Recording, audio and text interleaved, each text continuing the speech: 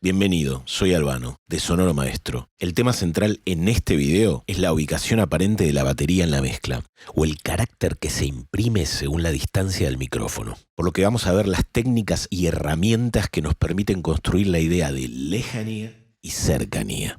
Vamos a analizar un multipistas de batería para hablar de su microfoneo, especialmente observando las características de la microfonería de ambiente, los rooms. A mí me gusta cerrar los ojos, imaginar la posición de la batería, imaginarme cómo suena y diseñar una mezcla que me dé esa impresión. Así que armé un ejemplo en donde se aprecien varias distancias. Pero para mostrárselos voy a reproducir un pequeño clip de video, así voy a poder reunir lo que me imaginé a nivel sonoro y visual. Vamos a ver entonces las ubicaciones aparentes que podemos lograr con varios micrófonos y diferentes mezclas de esos micrófonos. No voy a usar ningún procesador de reverberación artificial, únicamente micrófonos. Esto me imaginé.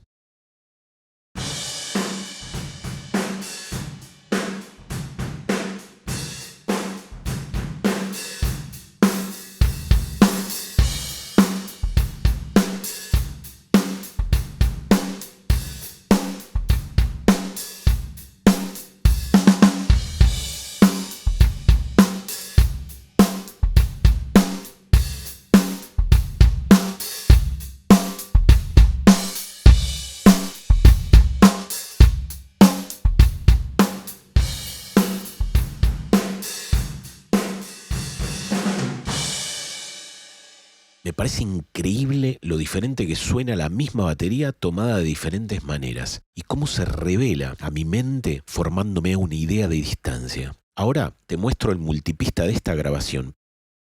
Se trata de un extracto de 16 compases grabado en una sala muy grande, donde la batería se ubicó aproximadamente en esta zona. Aquí tenemos 4 locadores marcando las diferentes mezclas de estos micrófonos, que son las que utilizamos para armar el clip de video. Escuchamos un poquito.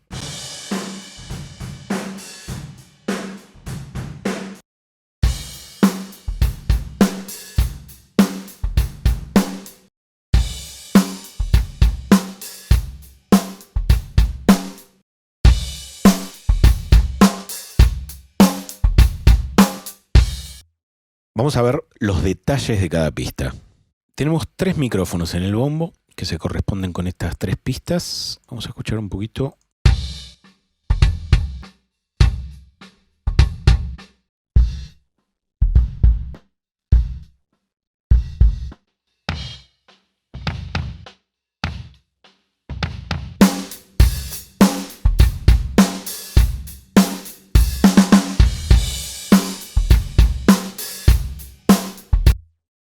El primero es un dinámico clásico que está casi adentro del bombo, cuyo análisis de espectro se corresponde con esta curva amarilla. Fue el sonido principal del bombo. El segundo es un micrófono de condensador valvular, de diafragma grande, del lado de afuera, del lado del parche resonador, que terminó el contorno grave del bombo, se corresponde con esta curva verde, ayudó a que patee o empuje un poco más. Y el tercer micrófono lo pusimos del lado del parche batidor, está enfocando a la masa y finalmente le aportó un suave medio que lo definió y le dio también algo de naturalidad. Y se corresponde con esta curva más morada. Cada uno de estos canales tiene encadenado una cantidad de procesos que incluyen una compuerta y una compresión Dakin gatillada por el tambor. Y el objetivo de estos procesos, tanto de la compuerta como de la compresión Dakin, es minimizar todos los sonidos que llegan a los micrófonos del bombo que no sean exclusivamente el bombo. Por ejemplo, las otras partes de la batería, especialmente el tambor, pero por sobre todas las cosas, lo que llega de la reverberación de la sala hacia los micrófonos del bombo. La idea de estos micrófonos es que capturen especialmente la versión cercana del bombo y no versiones lejanas de otras partes de la batería o de la reverberación de la sala. Por otro lado, cada uno de los canales tiene algún tipo de ecualización que lo refina y le permite cumplir mejor su función. Aquí en este primero tenemos esto. En el segundo tenemos 2 ecualizaciones. En el tercero una bien confinada a la zona media. Todo esto acompañado posiblemente de algún tipo de compresión que es específica para cada canal, para cada micrófono. Y a su vez los 3 canales, obviamente, están balanceados en mezcla con el criterio que estamos buscando. Los 3 canales van a un submaster, que a su vez tiene una compresión del tipo multibanda, corrigiendo especialmente la zona de medios y medios altos, y alguna ecualización general, suavizando esta zona de medios graves. Con estos micrófonos entonces lo que intentamos es tener un sonido de bombo bien cercano, con el sostenimiento que nos gusta y nada más.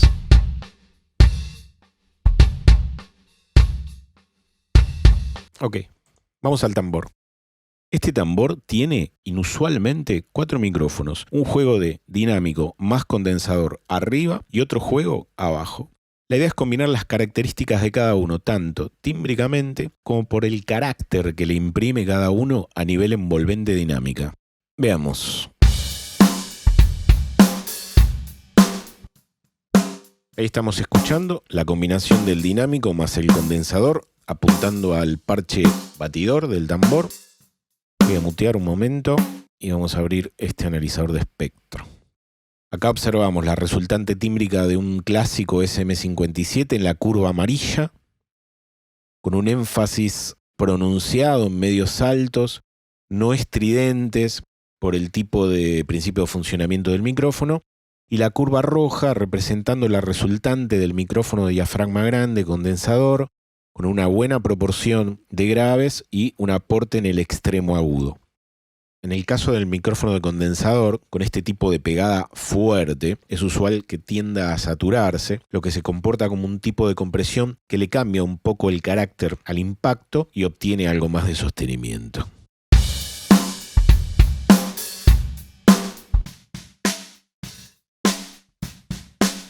Como dije también, combinamos dinámico y condensador del lado de abajo del tambor, apuntando a la bordona, y el resultado es similar. ¿Sí? La curva amarilla representa a un 57, también con el énfasis en medios altos, y la curva azul al condensador, en este caso uno de diafragma chico, con algo más de graves y un poco más de volumen en el extremo agudo. Todos los canales tienen compuerta para minimizar la interferencia o bleed, asunto que merece un párrafo especial y que se lo dedicaremos oportunamente, pero en este caso tienen compuertas especialmente para minimizar la reverberación, para que podamos traer la batería lo más cerca posible o dar esa apariencia cuando lo necesitemos. Bien. El condensador de diafragma grande tiene un filtro que quita algunas molestias de baja frecuencia y el resto de los canales tienen compresión rápida, una en cada canal. Estas compresiones rápidas separadas permiten emparejar un poco el timbre, porque según cómo le pegue, algunos armónicos generan más volumen en un micrófono que en otro.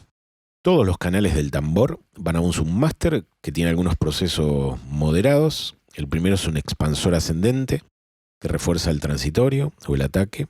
El segundo es una compresión ascendente que le damos sostenimiento, más volumen, emparejando. Y después son refinamientos de color. 2 ecualizadores. Escuchamos un poquito.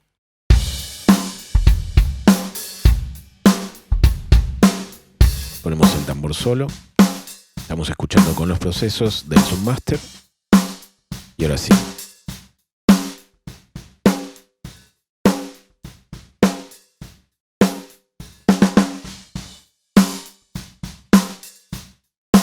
Ok. El kit se termina de armar con un overhead y un refuerzo en el hi-hat.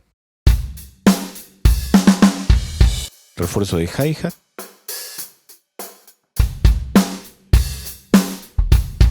Overheads.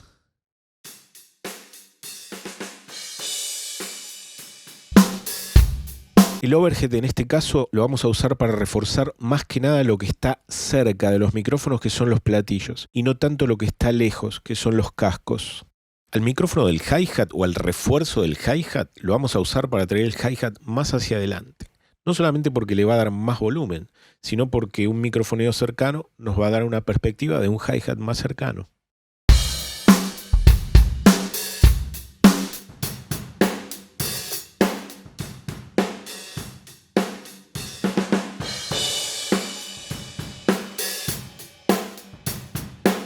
La herramienta que nos guardamos para darle naturalidad, sensación de sala y algo de distancia es esta toma frontal que abarca toda la batería.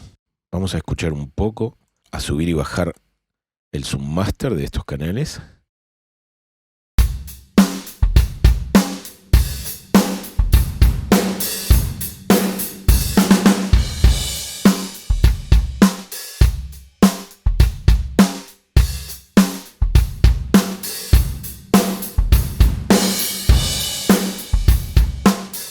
Increíble la cantidad de características que se modifican al subir y bajar este par de micrófonos. Se trata de dos micrófonos de diafragma grande. Hablo de una cápsula más o menos de estas dimensiones. En este caso es una de un Neumann U87. En la grabación pusimos aquí 2414 de AKG, que tiene una cápsula con un diseño algo diferente, pero el tamaño es similar. Ambos mirando de frente a la batería, separados algo menos de 1 metro. Están a 1,30 m del bombo. El tambor quedó más cerca del micrófono derecho, a 1,70 m del micrófono derecho, a 1,90 m del micrófono izquierdo. Bien, analicemos un poquito entonces el submaster de estos dos 414, que tienen varios procesos insertados. Vamos a abrir los paneos para este sondeo y vamos a escuchar en solo, a subir un poco el volumen y a escuchar un poco con y sin los plugins.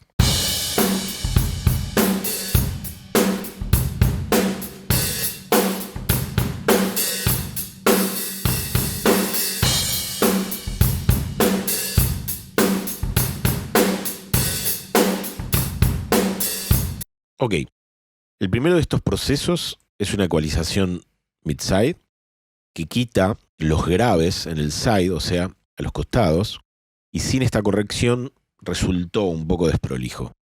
Y por otro lado están enfatizados en el centro. El énfasis parece un poco exagerado, pero tengamos en cuenta que estos canales o este par de micrófonos no va a quedar a este volumen, sino que en la mezcla final va a ir considerablemente más bajo.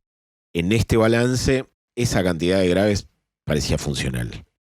El segundo proceso es una compresión multibanda moderada para emparejar las diferentes partes de la batería. Un refinamiento de ecualización, suavizando algunos medios y generando un pequeño énfasis en la zona más alta. Un control de algunos transitorios que pudieran quedar un poco fuerte.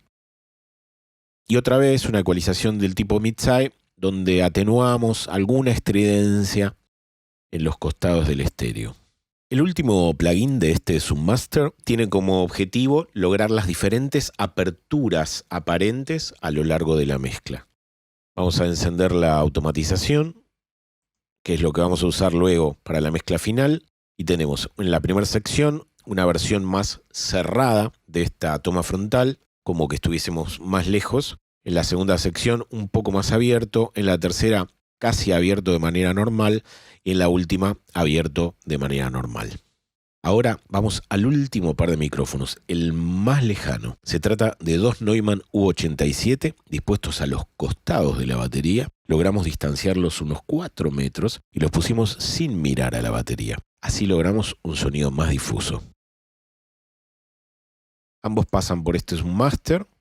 Vamos a ponerlo solo.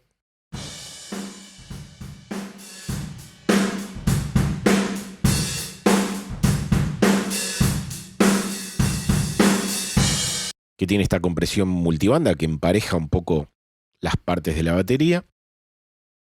Y una ecualización que refuerza un poco el contorno, atenuando levemente los medios y aumentando suavemente los graves y los agudos. Al final tiene un plugin que controla la panorámica y que la vamos a ir automatizando según las diferentes partes de la mezcla. Ahora me gustaría que vieran la diferencia en la envolvente de manera impresa entre un micrófono bien cercano, uno lejano y uno muy lejano. Vamos a dejar este U87 que está a 4 metros del tambor. Vamos a traer este 414 que está a 2 metros del tambor. Y vamos a traer este SM57 que está muy cerquita, apenas unos centímetros del tambor. Bien, ahí podemos ver. El decaimiento en el micrófono cercano es bastante abrupto. En el que está a 2 metros es un poco más lento y especialmente tenemos bastante sostenimiento en el micrófono que está a 4 metros. La otra observación es que el transitorio inicial es cada vez menos evidente a medida que nos alejamos. En el micrófono lejano, el volumen inicial es muy bajo y luego va creciendo. Pero, ¿por qué pasa esto? Analicemos este fenómeno haciendo un poco de laboratorio. Para eso, armamos esta sesión de grabación en la que tocamos un snare y lo tomamos con 2 micrófonos iguales. Con estos 2 micrófonos hicimos 5 muestras. 1, 2, 3, 4 y 5. Para la primera muestra, pusimos los 2 micrófonos a 25 centímetros del impacto en el tambor. Calibramos para que ambos micrófonos marquen aproximadamente -6 en el indicador. Para las siguientes muestras no tocamos más las ganancias de los pre. El micrófono número 1 lo dejamos tal cual donde estaba, a 25 centímetros sin moverlo. Al micrófono 2 lo fuimos alejando en cada una de las muestras, duplicando la distancia. Vale decir, en la muestra número 2 lo pusimos a 50 centímetros, el doble de 25. En la número 3 lo pusimos a 1 metro, el doble de 50 centímetros. En la siguiente lo pusimos a 2 metros y en la última lo pusimos a 4 metros. Vamos a escuchar y medir los resultados. Intentamos hacer que todas las muestras tengan un nivel consistente. El micrófono 1 marcó -6,5 en la primera, -6 en la segunda, -5,7 en la tercera, bueno, siempre casi -6. El micrófono 2 obviamente se fue atenuando. Vamos a mutear el micrófono 1 y a escuchar solamente y medir el micrófono 2. En la primera muestra, como vimos, marcó -6,3. En la segunda muestra, esperamos, según la ley de cuadrado inverso, que se atenúe unos 6 decibeles. La ley de cuadrado inverso al aire libre, que este no es el caso, o sea que luego va a pasar algo diferente. Aquí marcó -12,9, casi -12. Vamos a la tercera muestra. Esperamos que baje otros 6 decibeles. Bueno, marcó casi -19. Vamos a la siguiente muestra. Esperamos que baje otros 6 decibeles. Esperamos que marque -24. Marcó casi -22. Y en la última muestra esperamos que marque unos -30. Marcó casi -26. Ahora me voy a acercar en la muestra número 2 para que veamos la envolvente. Es similar a la del micrófono más cercano, pero un poco más baja. La envolvente de la muestra número 3 tiene menos decaimiento. La muestra número 4, y ahora voy a ampliar un poco el oscilograma, como vemos tiene poco volumen en el instante inicial y empieza a tener más volumen en la etapa de lo que esperamos sería el decaimiento. En este caso no lo es. Por eso no se corresponde el pico exactamente con la ley de cuadrado inverso. Y en la última muestra, a 4 metros, es muy notable. Un instante inicial que probablemente marque -30, pero un instante posterior que tiene más volumen. La envolvente, en vez de verse de manera triangular, como en el micrófono cercano, se ve más como un rombo. Quiere decir que en las muestras más lejanas, el nivel mayor lo aporta la reverberación y no el sonido directo, que es el que llega primero. Aquí coloqué las 5 muestras del micrófono 2, en realidad los primeros 40 milisegundos de cada una de ellas. Lo copié aquí, pero en este caso le compensé o le cambié o le fui subiendo la ganancia de 6 en 6. Luego corté los primeros instantes, lo que se corresponde con el sonido directo en cada una de ellas, y aquí demuestro que la quinta muestra, si yo la compenso 30 decibeles, el instante inicial tiene el mismo nivel que en la toma cercana. Lo que quiere decir que esta muestra, en el instante inicial, cayó unos 30 decibeles. Lo que no cayó 30 decibeles es el sostenimiento, lo que demuestra que aquí lo que está interactuando, lo que está provocando esta envolvente es especialmente la reverberación. Ahora voy a ajustar la muestra cercana y la muestra muy lejana para que tengan aproximadamente el mismo volumen. Es muy notable la diferencia auditiva y visualmente. A grandes rasgos, nuestro cerebro aprendió que cuando percutimos un tambor dentro de una sala y lo escuchamos muy de cerca, su sonido tiene un transitorio inicial muy alto que decae rápidamente. Mientras que si ese mismo impacto lo escuchamos de lejos, tendrá un ataque más progresivo con un sostenimiento más o menos prolongado, dependiendo de la distancia y la sala. De manera no consciente, decodificamos la envolvente de los sonidos transformados por la cantidad y tipo de reverberación, los cambios tímbricos y de volumen, su apertura o ancho, y nos formamos una idea de distancia. La distancia aparente puede sugerirse teniendo en cuenta todos estos detalles y aplicándolos en la mezcla.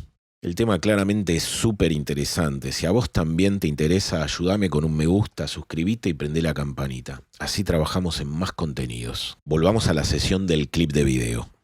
Entonces, ya encendimos todas las automatizaciones y vamos a ver las diferencias entre las 4 distancias aparentes propuestas en el video.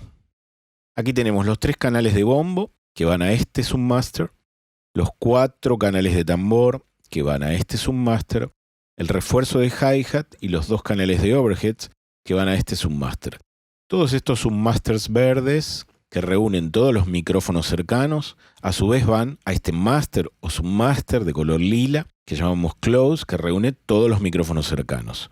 Por otro lado tenemos los 2 micrófonos de la toma frontal o del room frontal que está a unos 2 metros de la batería, ambos canales reunidos en este submaster que llamamos room de 414, y los 2 room lejanos que están a unos 4 metros y desenfocados de la batería, que están reunidos en este otro submaster que llamamos room de 87. Los 3 submaster de color lila, que contienen todos los micrófonos, se reúnen en el máster. En el máster tenemos algunos procesos. Primero, una pequeña corrección de ecualización general, una compresión multibanda en una banda específica y 2 procesamientos de compresión general. Y finalmente, 2 procesos que van a estar automatizados, una expansión ascendente que va a operar especialmente en la distancia aparente final y una ecualización en graves que va a ir cambiando según las diferentes distancias aparentes. Ok. Para la primera distancia aparente vamos a usar exclusivamente los micrófonos lejanos, así que tanto los close como el room frontal están completamente bajos, los cerramos. Vamos a dejar sonando nada más que el microfoneo lejano. Esto esperamos nos dé esta sensación de lejanía.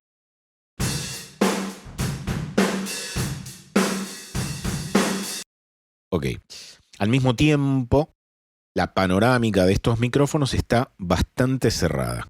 Entonces, simplemente dejamos la verdadera toma distante. Inconscientemente vamos a percibir ese ataque lento con mucho sostenimiento o la envolvente típica de una fuente sonora percibida en la distancia. Un sonido directo suave y una reverberación que por contraste la escuchamos mucho más fuerte. A esto le sumamos la idea de que por estar lejos lo vemos como un objeto pequeño.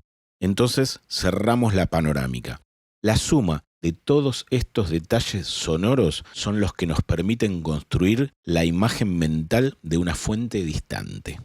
Para construir la información sonora de la segunda distancia, bajamos los micrófonos lejanos, subimos los cercanos y el room frontal. Al máster lo subimos levemente para ayudar a esta primera impresión de acercamiento.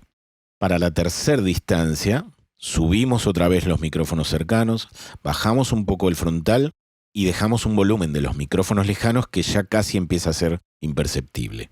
Comparemos un poquito el sonido de las distancias 1, 2 y 3. 1, 2, 3. Ok. Para la distancia número 4, volvimos a subir el micrófono cercano, sacamos totalmente los micrófonos lejanos y dejamos un poco los micrófonos frontales para darle todo eso que le falta a los micrófonos cercanos, para funcionar como un pegamento entre las partes de la batería. Al mismo tiempo, en cada una de las secciones fuimos modificando la apertura del estéreo. En el caso de los room lejanos, como ya habíamos dicho, comenzaban bien cerrado y se van abriendo. En el caso del room frontal, lo mismo.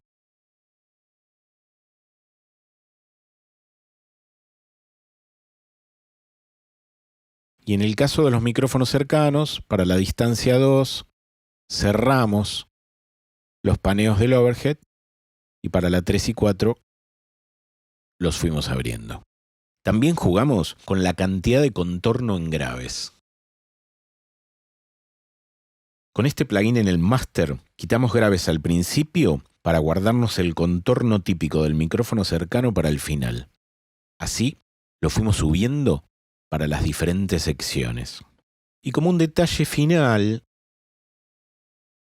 con este plugin, exageramos un poco los transitorios en la sección número 4, en la más cercana, para darle esa sensación de ataque propia de la fuente sonora bien próxima.